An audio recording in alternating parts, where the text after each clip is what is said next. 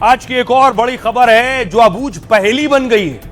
गाड़ी का एक्सीडेंट हुआ लेकिन ड्राइवर कौन, ये सब ढूंढ रहे हैं। कौन चला रहा था करोड़ों रुपए की लैम्बोर्गिनी कानपुर में जो हादसा हुआ है। तस्वीर देखिए, ये साहबजादे हैं तंबाकू कारोबारी के सुपुत्र जो गाड़ी चला रहे थे लैम्बोर्गिनी, लेकिन गाड़ी से निकले भी यही। तस्वीर देख रहे हैं, गाड़ी से बाउंसर निकाल रहे हैं। इसे फुल स्क्रीन लीजिए जरा। बाउंसर को देख रहे हैं आप, गाड़ी से शिवम को बाहर निकाल रहे हैं। और अगर ध्यान से देखिए तो ये ड्राइविंग सीट है, ड्राइविंग सीट से खींचकर बाहर निकाला जा रहा है शिवम।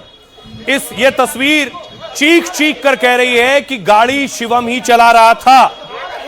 लेकिन आपको जानकर ताज्जुब होगा कि कोर्ट में जो शख्स पेश हुआ वो कह रहा है गाड़ी मैं चला रहा हूं। वो शख्स कह रहा है, जिसका नाम मोहन है, कह रहा था कि मैं ही ड्राइवर था उस दिन गाड़ी का, गाड़ी मैं चला रहा था।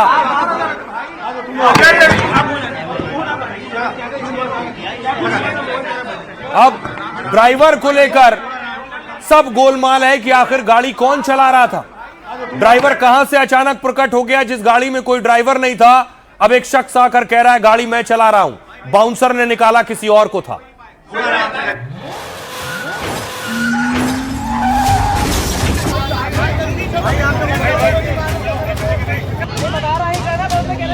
कानपुर में करोड़ों की लैम्बोर्गिनी ने जब से लोगों को टक्कर मारी है, तभी से ड्राइवर वाली सीट का गोलमाल थमने का नाम नहीं ले रहा। जिसने हादसा देखा वो चश्मदीद कह रहा है टक्कर तो लड़के ने मारी थी।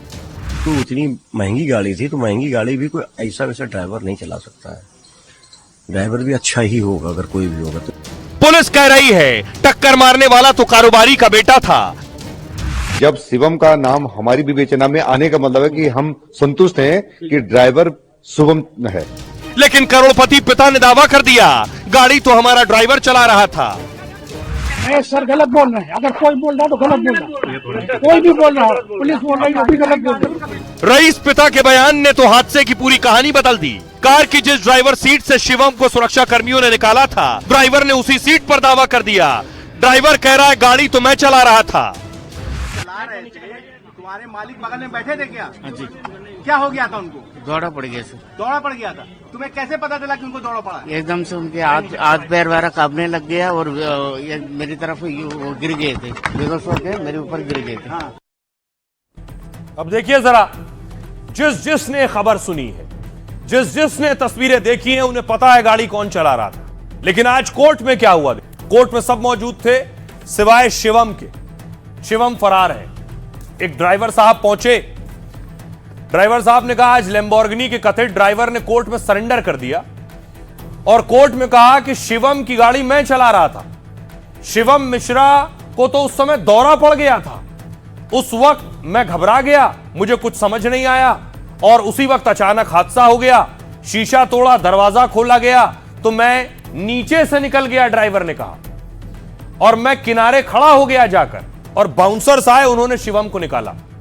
अब शिवम के वकील आए। शिवम के वकील ने कहा गाड़ी ड्राइवर मोहन ही चला रहा था। पीड़ित ने खुद पहचाना है कि गाड़ी मोहन ही चला रहा था।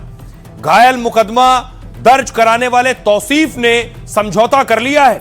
पीड़ित ने कहा है कि वो केस में आगे कोई कार्रवाई नहीं चाहता है। पुलिस के वकील खड़े हुए, उन्होंने कहा, सरकारी वकील ने कोर्ट में कहा जांच रिपोर्ट में शिवम ही आरोपी है। पुलिस ने अपनी जांच रिपोर्ट में शिवम को ही ड्राइवर बताया है। अदालत ने कहा कथित ड्राइवर की अर्जी जो वहां मौजूद था, जो कह रहा था मैंने गाड़ी चलाई, खारिज कर दी। कोर्ट में मोहन को लैम्बोर्गिनी ड्राइवर मानने से इनकार कर दिया। कहा पुलिस रिपोर्ट में आरोपी शिवम है, मोहन का कहीं नाम नहीं है, इसलिए सरेंडर याचिका मंजूर नहीं की जाती है, कार थाने में ही रहेगी। सुनिए जरा शिवम के वकील क्या कह रहे हैं और सरकारी वकील क्या कह रहे हैं। महत्वपूर्ण बातें हैं। जो वाहन निर्मुक्त करने का प्रार्थना पत्र है उसमें टेक्निकल रिपोर्ट आने के बाद सुनवाई होगी। सुनवाई के लिए दूसरा जो मोहन के सरेंडर करने का प्रार्थना पत्र था, उस पर उन्होंने पुलिस आख्या का आधार लेते हुए ये कहा है कि इनके लिए चूंकि कोई रिपोर्ट पुलिस की नहीं आई है, इसलिए हम न्यायिक परीक्षा में नहीं लेंगे। उस आदेश के खिलाफ हम लोग निगरानी कल फाइल करेंगे जिला जज महोदय के यहाँ। देखिए, माननीय न्यायालय के आदेश पे कोई टिप्पणी नहीं की जा सकती है।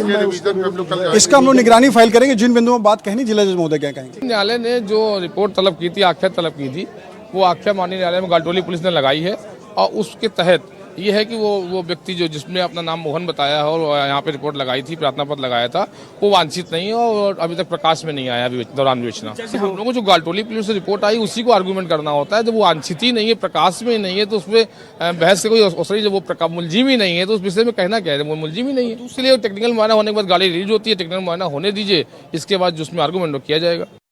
और आपने देख लिया क्या कुछ दलीलें दी गई, लेकिन गाड़ी चला कौन रहा था, एक तस्वीर दिखाता हूं आप ध्यान से देखिए। ये गाड़ी है सीसीटीवी। आगे अगर आप देखिए तो सिर्फ एक सीट पर एक शख्स बैठा है, ड्राइविंग सीट पर, दूसरी सीट खाली है। अंदर गाड़ी में लाल रंग की सीटिंग है और साफ साफ नजर आ रहा है एक ही ड्राइवर है, इसमें दो लोग बैठ सकते हैं। एक सीट उस पर शिवम बैठकर गाड़ी चला रहा था। लेकिन क्या रईस कारोबारी ने सब गोलमाल कर दिया? अब देखिए जरा कौन क्या कह रहा है और साफ साफ पता चल रहा है क्या हो रहा है। सबसे पहले सबूत मैं आपको दिखाता हूं। पहला सबूत देखिए, कौन गाड़ी चला रहा था इसका सबूत। हादसे के ठीक बाद वीडियो जांच में शामिल किया गया है ये सबूत। इस वीडियो में बाउंसर शिवम को निकालते दिख रहे हैं। पुलिस का दावा है उसे ड्राइविंग सीट से निकाला गया है। पुलिस ने अपनी जांच में वीडियो को शामिल किया है। वीडियो में कोई दूसरा शख्स भी कार में दिख नहीं रहा है। अब ये देखिए, गाड़ी अंदर से लाल सीटिंग, अभी मैंने तस्वीर भी आपको दिखाई, दूसरी सीट खाली थी सीसीटीवी में। हादसे के बाद कई प्रत्यक्षदर्शियों के बयान सामने आए जिसमें शिवम ही लैम्बोर्गिनी कार चला रहा था। पुलिस ने 10 से ज्यादा प्रत्यक्षदर्शियों के बयान दर्ज किए हैं। इन सभी ने बताया है कि कार शिवम मिश्रा ही चला रहा था। तीसरा सबूत, शिवम की मोबाइल की लोकेशन हादसे वाली जगह मिली है। पुलिस ने इलेक्ट्रॉनिक सबूत के तौर पर भी इसे शामिल कर लिया है। चौथा सबूत, हादसे से पहले लैम्बोर्गिनी कार, एक सीसीटीवी इसका सामने आया जो मैं आपको दिखा रहा हूं। यह सीसीटीवी नगर निगम का था जिसमें पूरा हादसा कैद हो गया। इस फुटेज में कार में सिर्फ एक ही शख्स नजर आ रहा है। पुलिस ने जांच रिपोर्ट में सीसीटीवी फुटेज भी शामिल किया है। पांचवा सबूत, पीड़ित तौसीफ ने हादसे के बाद थाने में एफआईआर दर्ज करवाई थी। बयान में उसने कहा ड्राइविंग सीट पर सिर्फ एक ही शख्स था। वीडियो देखकर तस्दीक किया कि कार शिवम ही चला रहा था। तौसीफ के इस बयान को भी जांच रिपोर्ट का हिस्सा बनाया गया है। सुनिए जरा पुलिस क्या कुछ कह रही है और पिता क्या कह रहे हैं। वो तो उनका कहना है कि ड्राइवर चला रहा था, लेकिन हमारी विवेचना, जब शिवम का नाम हमारी विवेचना में आने का मतलब है कि हम संतुष्ट हैं कि ड्राइवर शुभम है। तो वो कुछ भी बोलते रहे कि हमारी जांच, जो हमारे पास सीसीटीवी फुटेज है और जो हमारी विवेचना में, यार विवेचना में नाम आने के बाद ही उनका नाम जो है उसमें एफआईआर में लिया गया है। शिवम और ड्राइवर दो आदमी उस गाड़ी को टेस्टिंग के लिए ले गए। तो ओनर गुम्बे से जिस तरीके से तोड़ के शीशा, उसका शीशा खोला, तो अंदर हाथ डाल के जैसे भी दरवाजा खोला, बहुत मुश्किल से दरवाजा खुला। जैसे दरवाजा खुला तुरंत ड्राइवर भी बहुत घबरा गया था, उतर के बाहर आया और उसने उनको पकड़ के खींचने की कोशिश की। ड्राइवर छोटा था, नाटा था, खिसक गया। पीछे वो लोग जो हमारे सिक्योरिटी थे उन तुरंत पकड़ के उसी बेहोश की हालत में, उसी हालत में उनको निकाला। मैं सर गलत बोल रहे हैं, अगर कोई बोल रहा तो गलत बोल रहा, कोई भी बोल रहा, पुलिस बोल रही है गलत बोल रही। अब देखिए जरा, गाड़ी करोड़ों रुपए की, मालिक करोड़पति अरबपति, तो फिर पर तो ढूंढने से भी नहीं मिलेगा। अब ये हैं कौन? कानपुर में कार से कुचलने वाले आरोपी का नाम है शिवम मिश्रा। शिवम कानपुर के तंबाकू कारोबारी केके मिश्रा के सुपुत्र हैं। तंबाकू कारोबारी केके मिश्रा 2 साल पहले भी चर्चा में आए थे जब आयकर विभाग ने उनकी कंपनी बंशीधर तंबाकू पर छापा मारा था। तब 5 राज्यों में कंपनी 20 ठिकानों पर आयकर का छापा पड़ा था और इस दौरान शिवम अपनी लग्जरी गाड़ियों की वजह से सुर्खियों में आया। तब दिल्ली में मौजूद कोठी से 100 करोड़ से ज्यादा की कारें मिली थी। इनमें 60 करोड़ से ज्यादा कीमत की लग्जरी कारें शामिल थी। 16 करोड़ की Rolls Royce Phantom car, 10 crore की फरारी मिली थी। इसके अलावा 4 करोड़ की लैम्बोर्गिनी, पोर्शे कार भी इसमें शामिल है। साथ ही खास बात यह भी है कि सभी लग्जरी गाड़ियों के नंबर 4018 थे, जिनकी कीमत का अनुमान 50 करोड़ रुपए के आसपास माना गया था। और इस छापेमारी के दौरान 4 करोड़ से ज्यादा का कैश, 7 करोड़ के जेवर मिले थे। साथ ही इस छापेमारी में 2.5 करोड़ रुपए की हीरो से जड़ी घड़ी भी मिली थी। कहा यह जाता है कि शिवम को महंगी घड़ियों और लग्जरी गाड़ियों का शौक है। फिलहाल शिवम पर कार से लोगों को कुचलने का केस दर्ज कर लिया गया है, लेकिन सुपुत्र फरार है। सुनिए सियासतदानों। बीजेपी न्याय दिलाने में भेदभाव करती है। उनका न्याय दिलाने का तरीका भेदभाव का है। वो न्याय नहीं दिलाते हैं, हर न्याय में भेदभाव करते हैं। देखिए, विपक्ष इस मुद्दे पर अपनी राजनीति कर रहा है कि पुलिस अपना काम कर रही है, कानून के तहत पुलिस अपना काम कर रही है। पुलिस ने जो नामजद अभियुक्त है शिवम। आइए खबरों में आगे बढ़ते हैं। अगर आपके बच्चे स्कूल में पढ़ते हैं और 12वीं का एग्जाम देने जा रहे हैं सीबीएसई का, तो ये खबर आपके लिए। सीबीएसई 12वीं की कॉपियां अब डिजिटली चेक होंगी। कैसे, आपको बताऊं कि सीबीएसई आखिर किस तैयारी में और डिजिटल कॉपियां कैसे चेक की जाएंगी। कुछ ऐसे, सीबीएसई 12वीं की बोर्ड परीक्षा 17 फरवरी से 10 अप्रैल तक होनी है।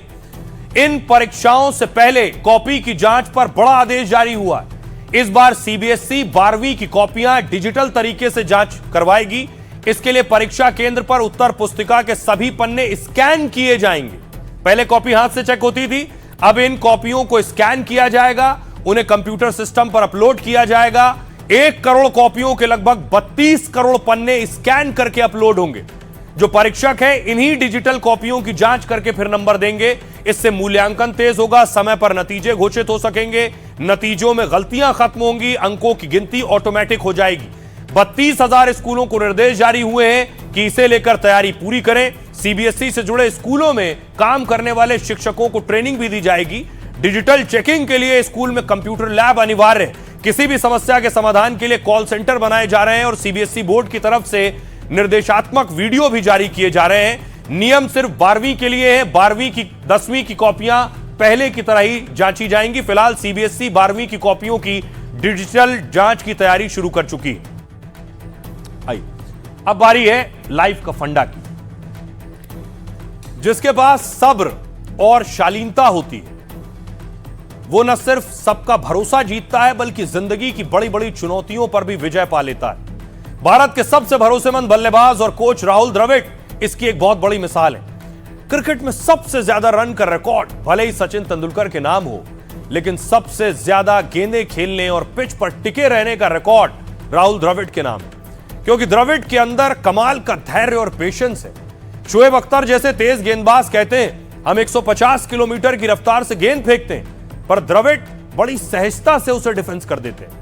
हम उनके शरीर को निशाना बनाते, रन बनाने का मौका तक नहीं देते, लेकिन उन्हें कोई फर्क नहीं पड़ता था।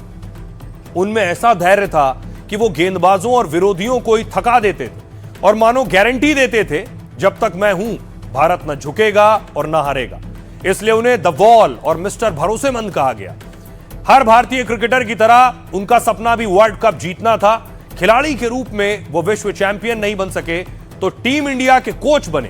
2023 के वर्ल्ड कप फाइनल में टीम हार गई, लेकिन द्रविड़ ने तब भी धैर्य नहीं छोड़ा। वो टीम के साथ मजबूती से खड़े रहे और 2024 में T20 वर्ल्ड कप की ट्रॉफी जिताकर ही दम लिया। इसके बाद भी द्रविड़ हमेशा शालीन और विनम्र बने रहे। द्रविड़ ने एक बार कहा था, मेरे नाती पोते शायद मेरे खेल या रिकॉर्ड को याद न रखें, लेकिन वो इतना जरूर याद करेंगे कि मैंने सचिन तेंदुलकर के साथ खेला। द्रविड़ ने अपने खेल और व्यवहार से जिंदगी का बड़ा फंडा दिया। कामयाबी मिले तो अति उत्साहित मत होइए और नाकामी मिले तो निराश मत होइए।